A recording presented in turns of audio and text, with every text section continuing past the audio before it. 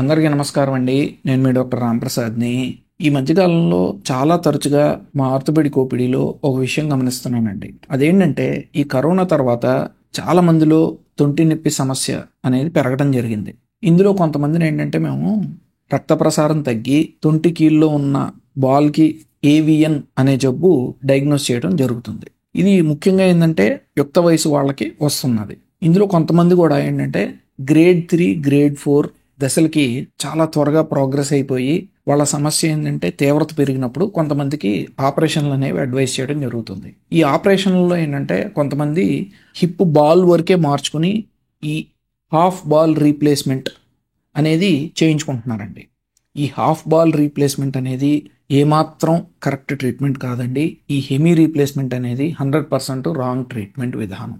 ఈ విషయం గురించే ఈ యూట్యూబ్ వీడియోలో మనం విశ్లేషిద్దామండి. ఫస్ట్ కనుక మనం చూసామనుకోండి, ఈ హిప్ రీప్లేస్మెంట్లో 2 రకాలు ఉంటాయండి. ఫస్ట్ది హాఫ్ బాల్ రీప్లేస్మెంట్, అంటే ఆ హిప్లో ఉన్న సాకెట్ వైపు ఏమీ మార్చకుండా హిప్ బాల్ వైపే ఇలాగా ఒక కాడలా పెట్టి ఈ హిప్ బాల్ వరకే మార్చడం. ఇది హెమీ రీప్లేస్మెంట్, హాఫ్ రీప్లేస్మెంట్ అంటాం. దీన్ని బైపోలార్ హెమీ రీప్లేస్మెంట్ అని కూడా అంటాం. రెండోది ఫుల్ హిప్ రీప్లేస్మెంట్. ఇది ఏ విధంగా ఉంటుంది అంటే ఇలాగా ఈ ఎసిటాబులం అంటే హిప్ జాయింట్లో ఉన్న సాకెట్ వైపు కూడా మనం ఈ విధంగా మెటల్ అనేది రీప్లేస్ చేయడం జరుగుతుంది. దానిలో ఒక ప్లాస్టిక్ అనేది పెట్టడం జరుగుతుంది. ఇది సాకెట్ వైపు. మళ్ళీ ఇలాగా అంటే ఈ బాల్ వైపు ఏం చేస్తామంటే ఇక్కడ మెటల్ బాల్ కానీ లేదంటే సెరామిక్ బాల్ కానీ ఇలా ఒక స్టెమ్ అంటే కాడ్ అంటాము, ఇది తొడ ఎముకలోకి పెట్టడం అనేది జరుగుతుంది. ఇది టోటల్ హిప్ రీప్లేస్మెంట్. అసలు ఫస్ట్ కనుక మనం ఈ హాఫ్ బాల్ రీప్లేస్మెంట్ అనేది ఎందుకు పని చెయ్యదు ఈ ఏవిఎన్ కేసుల్లో అనంటే ఫస్ట్ కారణం అండి, ఇది మనం ఒక చిన్న లాజిక్ మిస్ అవుతున్నాం. అదేంటంటే మిస్ మ్యాచ్. అంటే ఈ హాఫ్ బాల్ రీప్లేస్మెంట్ కనుక చేయించుకున్నాం అనుకోండి, మనం ఇది మెటల్ అంటే ఇది కొబాల్ట్ క్రోమియంతో తయారు చేయబడి ఉంటుంది, లేదంటే టైటానియంతో తయారు చేయబడి ఉంటుంది. ఇది వెళ్ళి మన ఎసిటాబులం పైన ఉన్న కార్టిలేజ్ అంటే మృదులాస్థి ఎముక దానిపైన ఉన్న కార్టిలేజ్ పైన ఇలాగా కూర్చోవటం అనేది జరుగుతుంది. సో పేషెంట్ అనేవాళ్ళు కదిలినప్పుడు కానీ వాళ్ళ రొటీన్ పనులు చేసుకున్నప్పుడు కానీ ఈ న్యాచురల్గా ఉన్న బోన్ అండ్ కార్టిలేజ్ మీద ఈ మెటల్ అనేది ఇలా రబ్ చేస్తూ ఉంటుందండి. సో ఈ రకంగా ఏంటంటే ఒకవైపు ఒరిజినల్, ఒకవైపు ఆర్టిఫిషియల్, ఈ రకంగా మిస్ మ్యాచ్ అవ్వటం వల్ల వాళ్ళకి ఫస్ట్లో కొంచెం పెయిన్ తగ్గటం అనేది గమనించినా సరే వాళ్ళు లాంగ్ రన్లో అంటే అది 2 ఏళ్ళు అవ్వచ్చు, 5 ఏళ్ళు అవ్వచ్చు, 10 ఏళ్ళు అవ్వచ్చు, వాళ్ళకి ఈ రబ్బింగ్ వల్ల వాళ్ళకి తొంటిలో మళ్ళీ నొప్పి వచ్చే అవకాశం అనేది 100% ఉంటుందండి.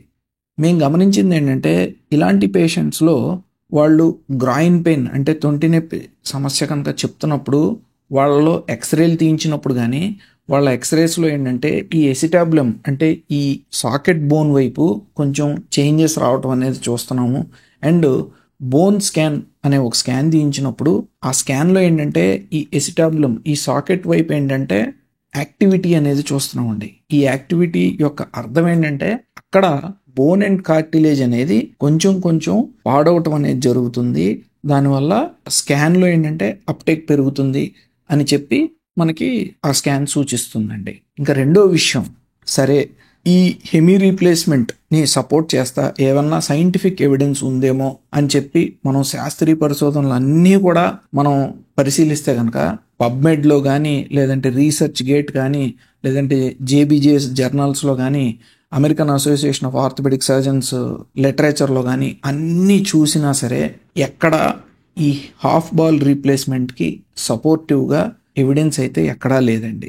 ఎక్కడో 1-2 స్టడీస్ ఉన్నా సరే అవి కూడా ఏ విధంగా నిరూపిస్తున్నాయి అని అంటే లాంగ్ టర్మ్లో అంటే 10 years తర్వాత డెఫినెట్లీ 40-50% ఆఫ్ పేషెంట్స్కి మళ్ళీ హిప్ పెయిన్ అంటే ముఖ్యంగా తుంటిలో పై భాగంలో నొప్పి అనేది స్టార్ట్ అవుతుంది. గ్రాయిన్ పెయిన్ అంటామండి దీన్ని.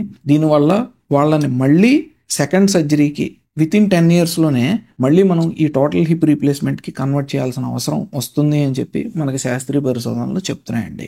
సో ఫైనల్గా నేను చెప్పదలుచుకుంది ఏంటంటే ఈ ఏవిఎన్ సమస్యతో కనుక మీకు తొంటి నొప్పి తీవ్రంగా ఉన్నా మీరు గ్రేడ్ 3, గ్రేడ్ 4 దశల్లో ఉంటే కనుక, మీరు ముఖ్యంగా చిన్న వయసులో ఉంటే కనుక అంటే యంగ్ పేషెంట్స్ అయితే కనుక ఈ హెమీ రీప్లేస్మెంట్ అనేది ఏమాత్రం అడ్వైజబుల్ కాదండి. మీరు చేయించుకోవాలి అని అనుకుంటే మీరు 100% total hip replacement either ceramic అవ్వచ్చు, లేదంటే మెటల్ అవ్వచ్చు, ఏదైనా కానీ మీ బడ్జెట్కి అనుగుణంగాను చేయించుకోవటం అనేది నేను సూచించడం అనేది చేస్తూ ఉంటాను. So thank you for watching our video అండి. మరో మెడికల్ టాపిక్ పైన నెక్స్ట్ వీడియోలో కలుద్దాం. అంటిల్ దెన్ బై మీ డాక్టర్ రాంప్రసాద్ అండి.